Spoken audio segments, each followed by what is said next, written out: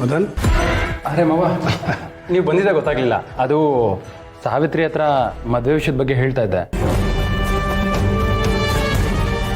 ಮದುವೆ ಕೆಲಸಗಳಂದ್ರೆ ಎಲ್ಲರೂ ಒಂದೊಂದು ಕೆಲಸನ ವಹಿಸ್ಕೊಂಡು ತುಂಬಾ ಚೆನ್ನಾಗಿ ಮದುವೆ ನಡೆಸ್ಕೊಡ್ಬೇಕು ಅಂತ ಅವಳಿಗೆ ಹೇಳ್ಕೊಡ್ತಾ ಇದ್ದೆ. ಕೇಳಿಸ್ಕೊಂಡೆ. ನೋಡಮ್ಮ ಸಾವಿತ್ರಿ, ಮದನ್ ಹೇಳ್ದಾಗ ಮಾಡು. ಯಾಕೆಂದರೆ ಈ ಮದುವೆನ ಅವನೇ ನಿಂತು ನಡೆಸ್ಕೊಡ್ಬೇಕು. ಮನೇಲಿ ಏನೇ ಕಾರ್ಯಕ್ರಮ ಆದರೂ ಸುಬ್ಬುನೇ ಮುಂದೆ ನಿಂತು ನೆರವೇರಿಸ್ಕೊಡ್ತಾ ಇದ್ದ. ಈಗ ಸುಬ್ಬುನೇ ಮದುವೆ ಗಂಡು. ಅದು ಅಲ್ಲದೆ ಶ್ರಾವಣಿ ನಿನ್ನ ಸ್ನೇಹಿತೆ. ಎಲ್ಲರೂ ನಗ್ನಗ್ತಾ ಮದುವೆಲಿ ಓಡಾಡ್ಕೊಂಡಿರ್ಬೇಕು, ಅಷ್ಟೇ ನನ್ನ ಆಸೆ. ಅದನ್ನೆಲ್ಲ ನೀವು ಹೇಳ್ಬೇಕಮ್ಮವ. ಶ್ರಾವಣಿ ಸುಬ್ಬು ಮದುವೆ ಅಂದರೆ ನಮ್ಮೆಲ್ರಿಗೂ ಖುಷಿನೇ. ದೊಡ್ಡ ಗುಣನಪ್ಪ ನೀನು. ನಾವು ನಿನ್ನ ಹತ್ರ ಏನು ಮಾತಾಡೋಕ್ಕೆ ಬಂದೋ ಅದನ್ನೇ ನೀವಿಬ್ಬರು ಮಾತಾಡ್ತಾ ನಿಂತಿದ್ದೀರಾ. ಖುಷಿ ಆಯ್ತು ಕಣಪ್ಪ. ಅಕ್ಕ, ಇನ್ವಿಟೇಷನ್ ಡಿಸೈನ್ ತೋರಿಸ್ತೀನಿ ಬಾ.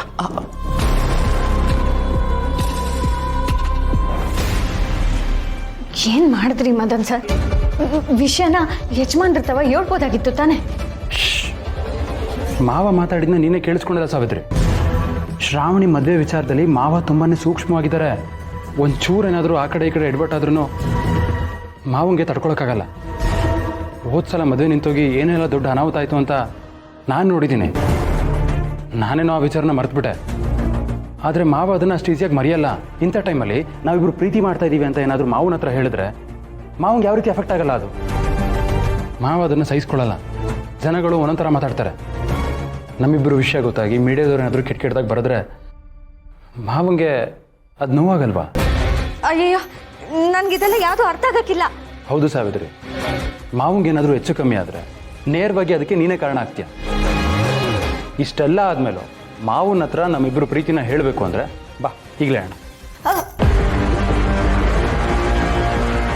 ಬೇಡ ಮದನ್ ಸರ್, ನನ್ನಿಂದ ನಂದು ಯಾವ್ರಿಗೆ ಯಾವ ತೊಂದರೆನೂ ಆಗಬಾರ್ದು.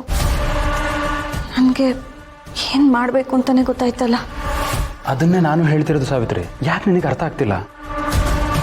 ನಾನೇನಾದರೂ ಕೆಟ್ಟವನಾಗಿದ್ದಿದ್ರೆ ಮಾವ ನನ್ನನ್ನು ಹೊಗಳ್ತಾ ಇದ್ರ? ನೀನೇ ನೋಡಿದೆ ತಾನೆ, ಮಾವ ನನ್ನ ಹೊಗಳಿದ್ರು ಅಲ್ವಾ? ಸಾವಿತ್ರಿ, ನನಗೆ ನಿನ್ನ ಮೇಲೆ ಬೆಟ್ಟದಷ್ಟು ಪ್ರೀತಿ ಇದೆ. ಯಾಕೆ ಅರ್ಥ ಆಗ್ತಿಲ್ಲ ನಿನಗೆ? ಈ ಮದುವೆ ಒಂದು ಆರಾಮಾಗಿ ನಡೀಲಿ. ಮದುವೆ ಎಲ್ಲ ಮುಗಿದ ಮೇಲೆ ಮಾವನ ಹತ್ರ ನಮ್ಮ ಪ್ರೀತಿ ವಿಚಾರನ ಹೇಳೋಣ, ಒಪ್ಸೋಣ. ಅದಕ್ಕೆ ಸರಿಯಾಗಿ ಟೈಮ್ ಬರಬೇಕು. ಈ ರೀತಿ ಆತರ ಪಡಬಾರ್ದು. ಅದು ತಪ್ಪು ಸಾವಿತ್ರಿ. ಆದ್ರೆ ಆದ್ರೆ ಆದ್ರೆ ಏನ್ ಮಗಳೇ? ನೀನು ಕೊಟ್ಟಿರೋ ಒಂದು ಮಾತನ್ನ ಉಳಿಸ್ಕೊಳ್ಳೋಕ್ಕೋಸ್ಕರ ಸುಬ್ಬು ಇಷ್ಟು ದಿನಾನು ಆ ಸತ್ಯನ ಮನಸ್ಸಲ್ಲೇ ಇಟ್ಕೊಂಡಿದ್ದ ಅಂತಂದ್ರೆ ಅವನ ಮನಸ್ಸಲ್ಲಿ ನಿನಗೂ ಜಾಗ ಇದೆ ಅಂತಲ್ವಾ ಅರ್ಥ? ಅದೇ ನನಗೂ ಗೊತ್ತಾಗ್ತಾ ಇಲ್ಲ ಅಜ್ಜಿ. ಅಪ್ಪಂಗೂ ನಾನು ಸುಬ್ಬು ಗಂಡ ಹೆಂಡತಿಯಾಗಿ ಬದುಕ್ತಿಲ್ಲ ಅನ್ನೋದು ಹೆಂಗೋ ಗೊತ್ತಾಯ್ತು. ಅದಕ್ಕೋಸ್ಕರ ಅವ್ರು ನಮ್ಮಿಬ್ರು ಮದ್ವೆ ಮತ್ತೆ ಮಾಡ್ಬೇಕು ಅಂತ ಅನ್ಕೊಂಡಿದ್ದಾರೆ. ಆದ್ರೆ ಸುಬ್ಬು ಈ ಮದ್ವೆಗೆ ಯಾವುದೇ ಕಾರಣಕ್ಕೂ ಒಪ್ತಿಲ್ಲ ಅಜ್ಜಿ. ಇರೋ ಸತ್ಯನ ಅಪ್ಪನ ಹತ್ರ ಹೇಳ್ಬಿಡಿ, ಇಲ್ಲ ಅಂದ್ರೆ ನಾನು ಯಜಮಾನ್ರ ಮುಂದೆ ನಮ್ಗೆ ದ್ರೋಹಿ ಆಗ್ತೀನಿ ಅಂತ ಯಾವಾಗ್ಲೂ ಕೊರಗ್ತಾ ಇರ್ತಾನೆ.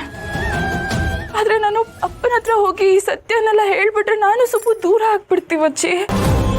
ನಾನು ಇಷ್ಟೆಲ್ಲ ಮಾಡಿದ್ದು ನನ್ನ ಪ್ರೀತಿನ ಉಳಿಸ್ಕೊಳ್ಳೋದಿಕ್ಕೆ. ನಾನು ಸುಬ್ಬುವಿಂದ ದೂರ ಆಗಿ ನಾನು ಹೆಂಗ್ ಬದುಕ್ಲಿ ಅಜ್ಜಿ?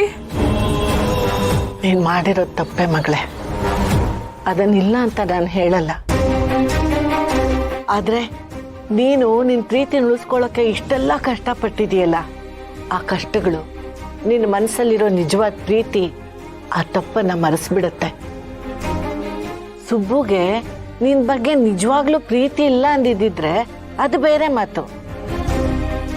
ಆದ್ರೆ ನೀನು ಸುಬ್ಬು ಮನಸ್ಸಲ್ಲಿ ಏನಿದೆ ಅನ್ನೋದನ್ನ ತಿಳ್ಕೊಳ್ದೆ ತೊಡಗ್ಬಿಟ್ಟ ಮಗಳೇ.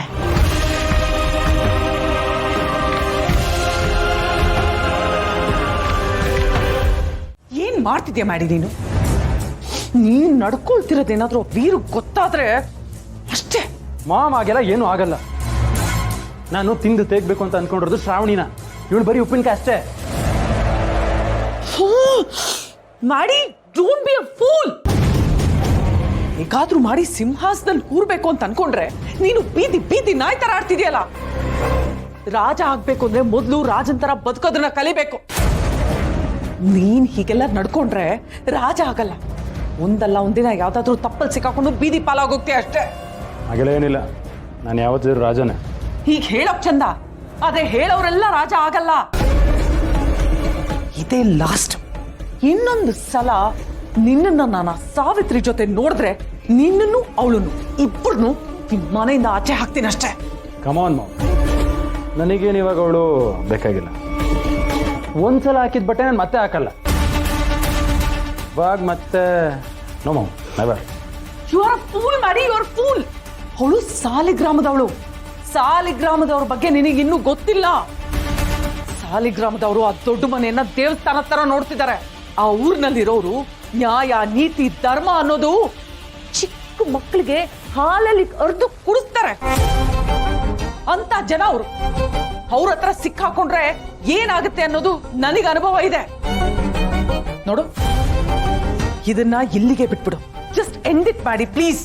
ರಿಲ್ಯಾಕ್ಸ್ ಮಾಮ್, ಕೂಲ್ ಆಗು. ಹೇಳಿದ್ದೀನಿ, ಇನ್ನೆಷ್ಟು ಸಲ ಹೇಳ್ತೀಯಾ? ಸಾವಿತ್ರಿ ವಿಷಯನ ನಂಗೆ ಬಿಡು, ನಾನು ನೋಡ್ಕೊಂತೀನಿ, ನಾನು ಹ್ಯಾಂಡಲ್ ಮಾಡ್ತೀನಿ. ಇದೆ ಇದೇ ಇದೆ ನಾನು ಬೇಡ ಅಂತ ಹೇಳ್ತಾ ಇರೋದು. ನೀನೇನು ನೋಡ್ಕೋಬೇಕಾಗಿಲ್ಲ. ನೀನು ಮದ್ವೆ ಡೇಟ್ ಫಿಕ್ಸ್ ಮಾಡಿದಾನೆ. ಹೇಗಾದ್ರೂ ಮಾಡಿ ಮದ್ವೆನ ನಿಲ್ಸಿ ನೀನು ಆ ಶ್ರಾವಣಿ ಕುತ್ತಿಗೆಗೆ ತಾಳಿ ಕಟ್ಟೋ ಹಾಗೆ ಮಾಡ್ಬೇಕು ಅಂತ ನಾನ್ ಅನ್ಕೊಂಡ್ರೆ, ನೀನ್ ನೋಡಿದ್ರೆ ಸಾವಿತ್ರಿ ಹಿಂದೆ ಸುತ್ತಾ ಇದೆಯಲ್ಲ. ನೋಡು, ಒಂದ್ ಹೇಳ್ತೀನಿ ಕೇಳು. ನೀನು ರಾಜ ಆಗ್ಬೇಕು. ನೀನಾದ್ರೆ ಹಾಳಾಗಕ್ ನೋಡ್ತಿದ್ಯಾ. ಆ ಸಾವಿತ್ರಿ ಜೊತೆ ಸೇರ್ಕೊಂಡ್ರೆ ನಿನ್ ಲೈಫೇ ಹಾಳಾಗೋಗುತ್ತೆ. Be careful.